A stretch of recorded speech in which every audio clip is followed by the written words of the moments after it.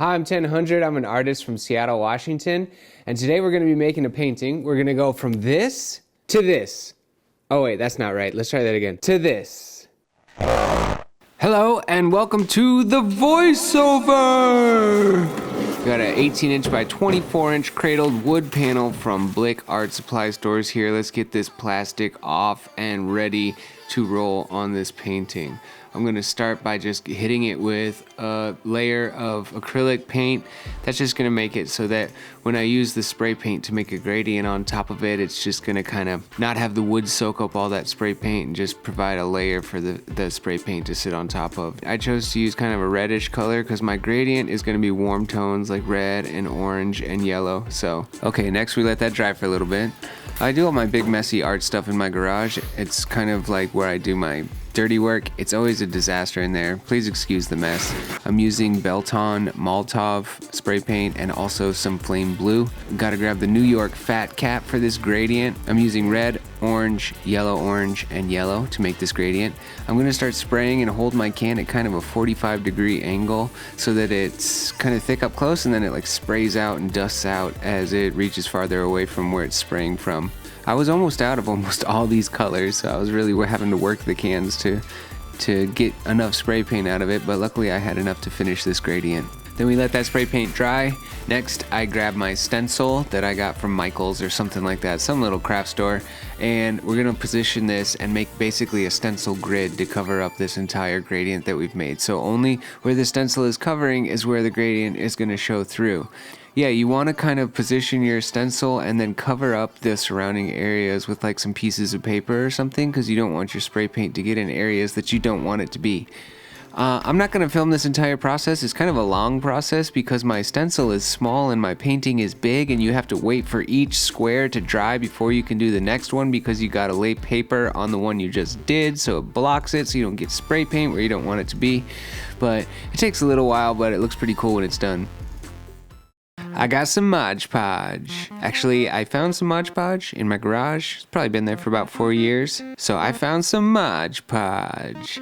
Also found some newspapers. Just kind of decided to give this beginning stage of making an environment some sort of textury, weird elements. Who knows? Who knows what's gonna happen? That's the fun. I'm gonna paint a little mountain type of stuff here in the background. Let's see how this goes. You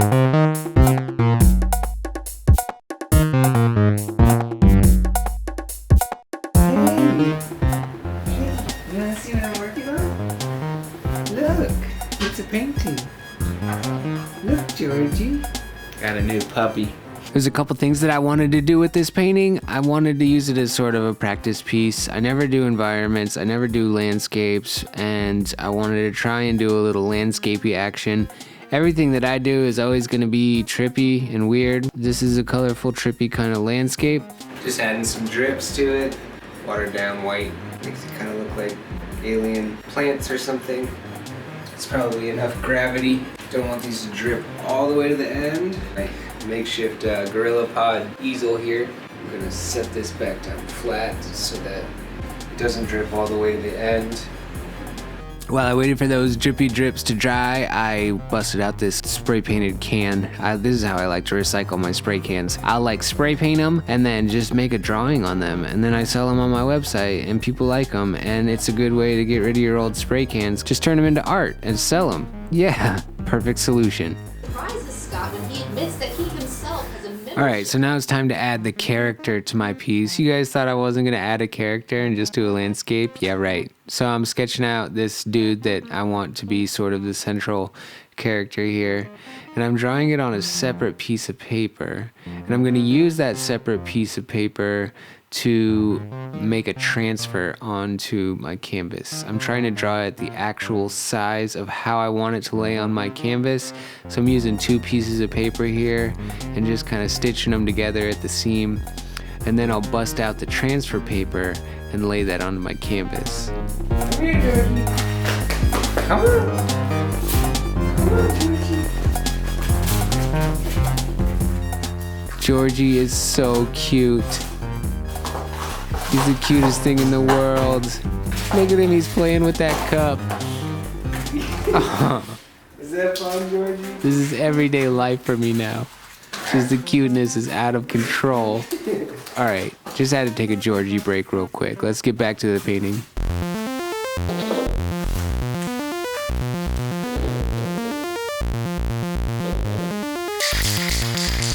Now I'm just gonna use this hollowed out Home Depot cup thingy to make a crazy planet orb celestial body.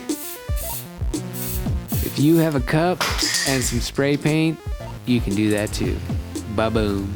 All right, now I'm positioning my sketch on my painting and taping it together so it doesn't move. And I'm grabbing this sorrel transfer paper. I'll leave a link to this down in the description if you guys want to use this. The transfer paper basically has one side that's not coated and the other side has like a graphite substance on it. So I'm laying my drawing on top of the sorrel transfer paper and then cutting it to size, taping it down so it doesn't wiggle around while I'm doing my transfer, because if it moves, then you're gonna have, it's not gonna be good, it's gonna be wonky. And I'm using a ballpoint pen to just ink my drawing, and what's happening is the pressure from me pressing on the drawing is transferring through the paper and leaving graphite marks on my actual wood panel painting that I have underneath. And then when I lift it up, it's gonna have kind of faint line work of my actual drawing that I made, and this is gonna be my guide for making my painting. And now I'm just kind of going over my graphite line art with some maroon acrylic paint, this golden paint. This is kind of just so that I can see my lines a little bit more clearly, and it covers up that graphite so that I'm not like dragging my hand across it and smearing graphite over my piece. The other thing that I wanted to do is most of my rendering has been going from like the darkest version of a single color to the lightest version of a single color, like maybe a super dark teal to a super light teal. And I wanted to play with like having the shadows be bluish and having the highlights be yellowish. So that was kind of my goal with this piece. I didn't really have a plan, but I need to practice and I need to keep developing my skills.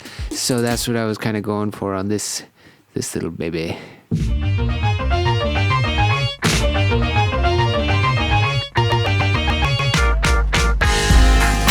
anyway, yeah, now it's just time to actually paint the darn thing.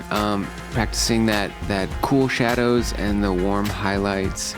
Just trying to get that right. I don't really do that very much. So this piece is like, what am I doing? Where am I going? But that's the most fun. Like if you just keep painting the same thing over and over again, it gets really boring.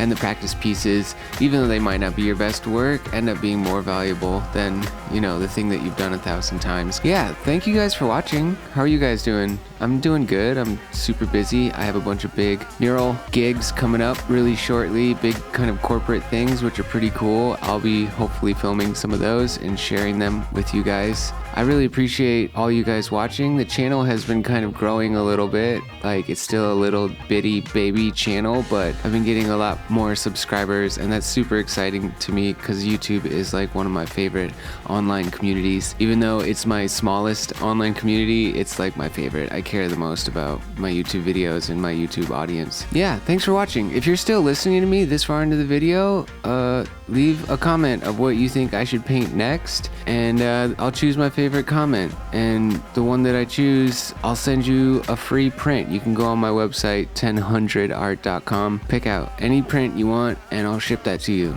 anywhere in the world. I don't care. I'll pay for international shipping, whatever. So I've been having some trouble with my angle of working here, so I went and bought this tabletop easel. It was like $7 after the coupon. Hopefully this is going to be adequate to kind of prop my piece up. So, hopefully this is going to remedy a lot of situations. This piece is 18 inches by 24 inches, so it's a little bit big and unwieldy. I've been kind of resting it on my legs. But I'm hoping that this is going to be better for filming. Oh, look at that. Very nice. Pretty chill, pretty chill. That was easy assembly. That will go there. And yes. What you On this piece, I'm using Golden brand acrylic. I use the fluid acrylics. They're sort of a bit more ready to roll consistency straight out of the bottle. You don't have to mix a bunch of water in there or some other acrylic medium. I'm using just a different smattering of just cheap brushes that I've gotten over the past 6 months or so. Probably a bunch of different brands. I think I'm gonna invest in some nice brushes. Like, I've always been a cheap brush artist. Like, I just use whatever is like cheap and there, and I was always just like, oh, it's a brush, doesn't matter. But I've been talking to a lot of my like super famous art friends who are like way better and wildly more popular than me, and they have some really specific brushes that they like to use. So I'm gonna try out some of those and see what that is all about. I'm just a self-taught artist, guys, so like everything that I learned has either been from just like practicing a whole lot, or like watching YouTube videos like this, or talking to my artist friends who maybe do have an art education, or just have kind of gathered some different knowledge than I have over the years of also being self-taught. And talking to people and being a part of a community with other artists is a great way to kind of continue to develop your skills. Anyways, what are y'all working on? Are you trying to develop some new skills and like maybe jump over some hurdles and do some new things? You got any big projects coming up? I'm interested to know what's going on with you. Let me know in the comments. You got any big projects? Doing some murals maybe? Selling some paintings? Never painted before and trying it for the first time? Anyway, let me know what's up.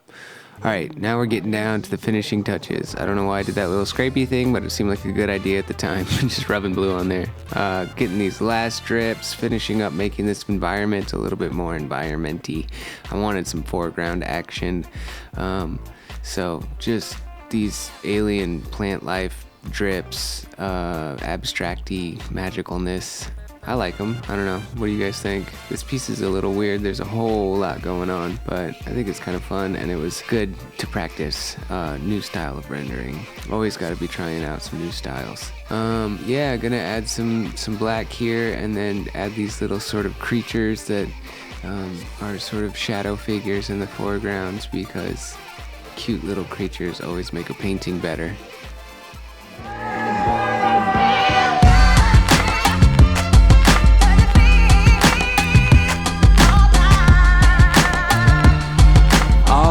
That's it. Thank you so much for watching. Thanks for hanging out on my YouTube channel. This isn't my favorite piece I've ever done, but it was fun to try out some new rendering styles and try out some new techniques. If you like this video, maybe leave a like, leave a comment, subscribe to my YouTube channel. It's been so fun making these videos and interacting with this community. I'm having such a good time, and I appreciate everybody who watches my videos. Also, if you want to check out any more of my art, or maybe even check out some cool t-shirts that I've designed or some other apparel, you can visit www.1000art.com.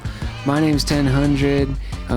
Yeah, that's it. Thank you so much, guys. You guys are super rad. Don't forget to leave a comment to try and win that print.